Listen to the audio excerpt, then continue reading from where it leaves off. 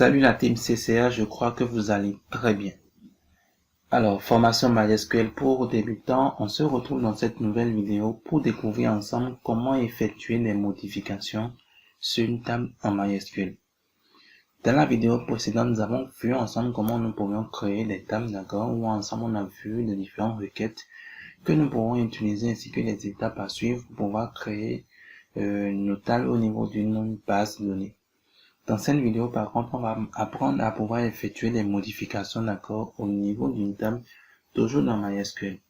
Et donc, si vous souhaitez vraiment découvrir comment ajouter une colonne, étant au niveau d'une table existante, comment modifier une colonne en changeant par exemple le nom ou le type ou la taille de la colonne en question ou comment supprimer encore une colonne, je vous invite donc à rester jusqu'à la fin de cette vidéo. Alors, avant de rentrer dans le vif du sujet, si c'est la première fois que vous nous découvrez à travers cette vidéo, je vous souhaite donc la bienvenue dans la grande communauté Challenge Code Academy. Ici, nous apprenons, nous pratiquons et surtout nous codons facilement. Sur cette chaîne, vous pourrez bénéficier d'accord de formations, de tutoriels, d'astuces et de conseils dans plusieurs domaines tels que la programmation, l'analyse informatique et les bases de données. Alors, si tout ceci vous intéresse, je vous invite donc à vous abonner à la chaîne si ce n'est pas encore fait. Et surtout, n'oubliez pas d'activer la cloche pour faire partie des premières personnes d'accord à être informées de nos prochains tutoriels à venir. Alors, ma team, dans cette vidéo, nous allons apprendre à utiliser la commande AlterTable. D'accord? Alors, AlterTable est beaucoup plus une commande qui nous permet d'accord de pouvoir faire un ajout au niveau d'une table. En exemple, par exemple, on peut ajouter une colonne, comme je l'avais dit tantôt. On peut également effectuer une suppression au niveau d'une table. On peut également effectuer une modification d'une colonne dans une table. D'accord? Et donc, avec la commande AlterTable, on va d'abord voir les premiers utilisateurs de la commande AlterTable. Et beaucoup plus loin dans d'autres vidéos, vous allez découvrir également que, mis à part l'ajout d'une colonne, la modification d'une colonne ou étant la suppression d'une colonne, nous pouvons également ajouter d'autres choses, d'accord, toujours au niveau d'une table. Alors, donc en exemple, on va d'abord commencer par créer une table, d'accord, dans laquelle nous allons travailler ensemble. Et donc, on sera toujours au niveau de la BDCCA où nous avions déjà créé deux tables. Je vais déjà rapidement me positionner sur la BDCCA. Et donc, quand j'affiche déjà beaucoup plus les différentes tables que nous avions au niveau de la BD CCA, vous avez vu, on avait déjà créé formation et participants. Alors, pour effectuer actuellement des modifications, on va créer une troisième table, toujours pour vous permettre de pouvoir vous entraîner, d'accord, à apprendre à créer des tables. On va créer une nouvelle table dans laquelle nous allons ensemble apprendre à utiliser la commande AlterTable. Et donc, pour ce faire, on va juste créer une table test. Donc, je vais rapidement commencer par créer déjà une table. Donc, on va faire create table. On va mettre directement le nom de la table qui est test. D'accord? Alors, on pourra maintenant préciser les différentes colonnes. On va juste définir deux colonnes. On va définir par exemple une colonne ID qui est, disons, un entier. On va prendre l'option qui soit auto-incrémentée, d'accord, directement par MySQL pour nous. Ensuite, on va prendre une deuxième colonne qu'on peut appeler désignation qui est de type varchar. Disons, on va définir la taille qui va prendre 35 et qui est également une information qui sera non nulle. D'accord? Voilà. Donc, je peux déjà envoyer ça à la ligne pour qu'on puisse déjà voir tout ce qu'on est en train d'écrire. Voilà. Et donc là, j'ai juste défini actuellement deux colonnes au niveau de ma requête en question. Donc, je peux déjà définir aussi l'id comme étant la clé primaire. Donc, rapidement, je crée une constrainte. Donc, je mets déjà une virgule. Voilà. Donc, je peux déjà une contrainte. Je définis le nom de la contrainte. Donc, pk underscore test primary key. Je précise que c'est l'id. Mais voilà, c'est tout. Donc là, on vient de créer actuellement, on vient d'écrire, nous mettre une requête qui nous permet de pouvoir créer une table. Donc on va rapidement copier la requête et tester déjà. D'accord. Donc je viens là, je colle, je teste. Voilà, donc là on peut faire maintenant un show table. pour voir si la table est bien créée. Voilà, donc la table test est bel et bien créée. Donc je peux faire un describe pour voir la description de la table. Voilà, donc c'est une table qui comporte actuellement 2 colonnes, ID et puis désignation avec les différentes informations que nous avions mentionnées. Voilà, donc ça peut aller. Bien, alors, première chose qu'on peut déjà apprendre, d'accord, avec la commande AltTable, c'est déjà comment nous pourrions effectuer l'ajout d'une colonne. Donc je fais par exemple un commentaire, je mets ajout d'une colonne. Alors supposons qu'on veut ajouter une troisième colonne au niveau de la table test, et c'est une colonne résultat par exemple que je vais ajouter. Et donc pour ajouter une colonne au niveau d'une table qui existe, on fait juste, vous n'êtes pas obligé, voilà, de pouvoir supprimer d'abord la table et ensuite reprendre actuellement la requête de création de la table où vous insérez maintenant une nouvelle colonne. Non, la table existe déjà, vous avez peut-être oublié de créer une telle colonne ou correctement vous avez remarqué que avec les nouvelles informations qu'on vous a fournies, il vous faut une information, une nouvelle colonne que vous devez ajouter. Oui, on vous donne la possibilité de pouvoir faire l'ajout sans pour autant supprimer d'abord la table. En plus, si la table comportait des informations, vous voyez que ça serait vraiment très contraignant de supprimer une table, de recréer la table et d'insérer encore de nouveau les différents enregistrements. D'accord? Et donc, nous ici, on veut ajouter une colonne au niveau d'une table qui existe déjà. Et donc, pour cela, on va commencer par utiliser déjà la commande AlterTable. Donc, on fait AlterTable. D'accord? Ensuite, on va préciser le nom de la table, donc qui est test. Et ensuite, on va dire maintenant qu'on veut effectuer un ajout avec add, donc add. Et comme on veut ajouter une colonne, on va préciser que c'est plutôt une colonne que nous sommes en train de vouloir ajouter au niveau de la table. Donc, on va mettre colonne. D'accord? Et une fois que j'ai dit que je vais ajouter une colonne, je vais maintenant préciser le nom de la colonne ainsi que la description de la colonne. Alors, on a dit qu'on veut ajouter une colonne résultat. D'accord? Et donc, je précise que c'est de type varchar. Et je le mets par exemple à, disons, 20. D'accord? Pour le titre de notre exemple, par exemple. Donc, je vais ajouter, par exemple, la colonne résultat de type varchar de taille 20, d'accord, au niveau de la table test. Et donc, j'ai juste mis la commande qu'il faut, donc AltTable, je précise juste le nom de la table. Je vais ajouter une colonne, donc add colonne, le nom de la colonne en question ainsi que la description de la colonne. Donc, on va rapidement copier cette requête que nous allons tester. Voilà, donc je précise déjà qu'on a juste correctement 2 colonnes au niveau de la table test. Donc, si notre requête marche correctement, c'est qu'on doit remarquer maintenant qu'on aura une troisième colonne maintenant qui doit être ajoutée. Donc, je colle et je teste. Voilà, ça me dit la requête a bien exécuté. Donc là, je peux maintenant faire un describe pour afficher la description. Et voilà, comme vous remarquez, ça a automatiquement ajouté la colonne résultat, d'accord. Ça a précisé le type. Et comme on n'a pas défini la colonne comme étant non nulle, ça a dit que cette colonne peut être nulle. Voilà. Donc, chers amis, on vient de voir actuellement une première utilisation de la commande AltTable qui nous permet de pouvoir ajouter une colonne. Donc, on vient ensemble de pouvoir ajouter actuellement la colonne résultat. Alors, autre chose, on va maintenant avoir une deuxième possibilité d'utilisation toujours d'AltTable. Et cette fois-ci, on va maintenant correctement supprimer une colonne. Donc, je vais faire suppression d'une colonne. Alors, on va prendre l'exemple actuellement de la colonne qu'on vient d'ajouter tout de suite. Donc, la colonne résultat, supposons qu'on a envie de supprimer actuellement cette colonne. Et donc, de façon très simple, c'est pas compliqué, on va juste écrire encore AltTable. D'accord? Ensuite, on va préciser bien sûr le nom de la table en question. Donc, c'est test. Et là, maintenant, on veut dire qu'on va faire une suppression. Donc, on fait drop, comme on l'a fait au niveau de la table, d'accord, en faisant drop table, si vous vous rappelez, bien sûr. Donc, c'est toujours la même chose également ici, mais là, on précise que c'est une colonne qu'on veut supprimer, donc on met une colonne. D'accord? Et ensuite, on donne maintenant le nom de la colonne qu'on veut supprimer. Donc, c'est la colonne résultat, donc je mets résultat.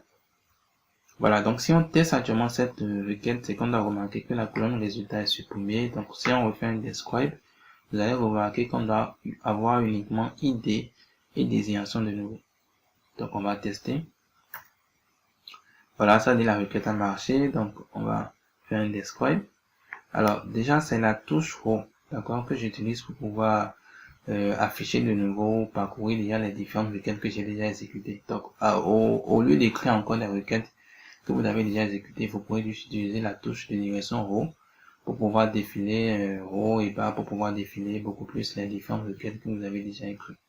D'accord? En commençant bien sûr par la touche row pour pouvoir avoir déjà la requête la plus récente que vous avez écrite au niveau de votre vide de commande. Voilà. Donc quand je fais un describe test, je remarque actuellement voilà que la colonne résultat est bel et bien supprimée. Donc chers amis, voici un peu comment vous pourriez effectuer un ajout de colonne et également une suppression de colonne. Mais ce n'est pas encore terminé. On a parlé du fait également que vous êtes en mesure de pouvoir, disons, changer par exemple le nom d'une colonne. Donc supposons qu'on veut changer le nom d'une colonne. Donc on veut changer par exemple le nom de la colonne désignation, on veut ramener ça en délibération par exemple.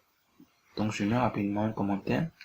Je mets changer le nom d'une colonne. Alors en mettant également des commentaires, d'accord, au niveau de votre fichier, vous allez beaucoup plus vous retrouver si vous prenez le fichier une semaine ou plusieurs jours après, vous pourriez savoir concrètement ce que la requête vous a permis de faire. C'est pourquoi tout au long de cette vidéo, vous allez voir que tout au long de cette formation, vous allez voir que beaucoup plus, chaque fois qu'on veut écrire une requête, je précise beaucoup plus toujours correctement le but de la requête, donc ce que la requête veut beaucoup plus faire comme opération. Alors, on va maintenant voir comment on peut changer le nom d'une colonne. Et donc, pour changer le nom de colonne, on va changer le nom de la colonne désignation en délibération. D'accord? Donc, on va faire toujours appel à AlterTable. Donc, on fait AlterTable. Voilà, on précise le nom de la table qui est test. D'accord? On va maintenant préciser qu'on veut effectuer un changement. Donc, on fait appel à change. Et là, on va mettre le nom de l'ancienne colonne. Donc, le nom de l'ancienne colonne, c'est désignation. D'accord? Et là, maintenant, on précise maintenant le nom le nouveau nom maintenant qu'on veut donner à la colonne.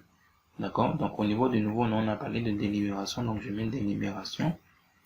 Et je reprécise maintenant beaucoup plus la description maintenant du champ. Alors, remarquez ici qu'au niveau de désignation, c'était varchar 35 non nul. Donc, je reprends actuellement les mêmes informations. Je vais varchar 35 et c'est un champ. Oups. Non nul. Voilà. Alors, très important, vous allez remarquer que si c'était une colonne qui existait déjà, d'accord, qui comportait des informations et tout, et que c'est juste le nom que vous devez modifier, il va falloir que vous mettez exactement la description que vous avez donnée autrefois, d'accord, à cette colonne. Parce que si par exemple on oublie de mettre par exemple l'option non nul, nous allons voir que si on ajoute actuellement, si on effectue actuellement la modification, automatiquement on va nous déclarer que ce champ actuellement n'est plus un champ non nul. Vous voyez, et donc c'est vraiment très très important. Alors l'autre chose avec cette commande, c'est que pour pouvoir modifier le nom, quand vous utilisez l'option change, d'accord, pour pouvoir effectuer une modification de nom, ce n'est pas uniquement le nom que vous pouvez modifier avec l'option change. Alors ici, nous on est en train de vouloir faire quoi? C'est d'abord le nom qui nous intéresse, donc c'est le nom que nous on est en train de vouloir modifier. Donc on est en train de vouloir modifier désignation qui est là actuellement, d'accord, disponible au niveau de la table par délibération. Et là, je vais déjà rapidement commencer par tester déjà la requête avant qu'on puisse continuer avec beaucoup plus d'explications sur l'option change. D'accord? Donc, je viens là, je colle et j'exécute. Donc, ça me dit que ça marche correctement. Et donc, si je fais un describe, on doit remarquer qu'on aura maintenant ID et délibération au lieu de ID et désignation. Parce qu'on vient de changer le nom. Donc, je fais un describe. Et donc, automatiquement, vous avez délibération. Donc, ID, délibération. Donc, voici un peu comment vous pouvez effectuer un changement de nom, d'accord, de colonne, d'accord, au niveau d'une table. Alors, tantôt j'étais en train de parler du fait que c'était pas uniquement le nom que vous pourriez changer avec l'option change. Vous pourriez également beaucoup plus changer la description, par exemple, de la colonne. Ouais, on pourrait modifier également le type ou la taille ou même l'option non nulle, d'accord, au niveau de la colonne. Et donc, si on a envie de faire également une modification de ce type, on peut également le faire avec l'option change, mais en précisant bien sûr toujours le nom de la colonne. Et donc, même si ce n'est pas le nom que vous devez modifier, vous serez obligé de mettre le nom 2 fois. D'accord? Parce que au niveau de la syntaxe de l'option change, il faut d'abord mettre l'ancien nom, puis après le nouveau nom et ensuite la description du champ. Donc, l'ancien nom de la colonne, puis le nouveau nom écho étant de la colonne, d'accord, puis maintenant la description en question. Donc voilà, ça c'est vraiment une précision très importante que je devais vous donner. Et maintenant la dernière information que je vais vous montrer maintenant, c'est beaucoup plus comment vous pouvez changer par exemple le type ou disons la taille par exemple d'une colonne. D'accord. Et donc ici on a défini des libérations qui est de taille 35 et on a remarqué qu'on doit stocker une information de taille 50 au niveau des libérations. Mais voilà que la taille est actuellement à 35. Comment vous êtes en mesure de pouvoir modifier la taille par exemple sans pour autant utiliser l'option change comme on vient de le voir actuellement. Et donc rapidement je vous montre comment modifier par exemple la taille. Donc on fait par exemple modifier la taille d'une colonne. Là donc on veut modifier par exemple la taille d'une colonne, donc je fais toujours l'option Alt T. D'accord. Je précise toujours le nom de la table qui est test. Ensuite je précise beaucoup plus l'option Modify pour dire je veux faire une modification. Et là je mets juste le nom de la colonne qui est concernée, donc c'est la colonne délibération. Et je mets maintenant la nouvelle description. Donc si c'est le type, je vais modifier, je change maintenant le type. Mais ici c'est beaucoup plus la taille qui nous intéresse, donc je mets varchar. D'accord. Et je précise maintenant la taille 50 que je veux maintenant donner. Alors c'est un champ qui est non nul, donc je vais mettre toujours l'option non nul. Tout simplement. Et donc, actuellement, vous avez vu qu'on a à la taille 35 actuellement. Et donc, si on teste si notre requête marche correctement, on va pouvoir remarquer, d'accord, que la taille maintenant passe à 50. Donc, je teste rapidement la requête. La requête marche. Je fais un describe. Et là, systématiquement, vous avez vu, varchar taille 50. Et donc, chers amis, voici un peu les différentes modifications, d'accord, que je tenais quand même à vous montrer au niveau de cette vidéo. Donc, en résumé, ensemble, on a vu comment on peut effectuer des modifications au niveau d'une table. On a vu comment on peut ajouter une colonne. On a vu comment on peut supprimer une colonne. On a vu comment on peut changer le nom d'une colonne. On a vu également comment on peut modifier la taille d'une colonne. Et donc, tout ceci toujours à partir de la commande Alt T. Alors, vous aurez également l'occasion de découvrir déjà d'autres options qu'on peut toujours utiliser avec la commande Alt T dans les prochaines vidéos à venir. Déjà, j'espère que vous avez compris un peu comment vous pouvez effectuer des modifications au niveau des tables existantes, d'accord, dans MySQL sans pour autant supprimer les différentes tables. Alors, chers amis, dans la prochaine vidéo, on va beaucoup plus voir comment on peut faire l'insertion de données au niveau d'une table. Jusque-là, on a vu comment créer une base de données, on a vu comment créer les tables, comment modifier les tables. Mais comme vous savez, on va pouvoir être en mesure de pouvoir stocker les données au niveau des tables de notre BD. Et donc, ensemble, dans la prochaine vidéo, on va découvrir comment vous pourriez insérer des données, les différentes manières, les différentes possibilités, voilà, qu'on vous offre pour pouvoir faire de l'insertion de données au niveau des tables. Alors, ma team CCA, portez-vous très bien. On va se dire à très bientôt.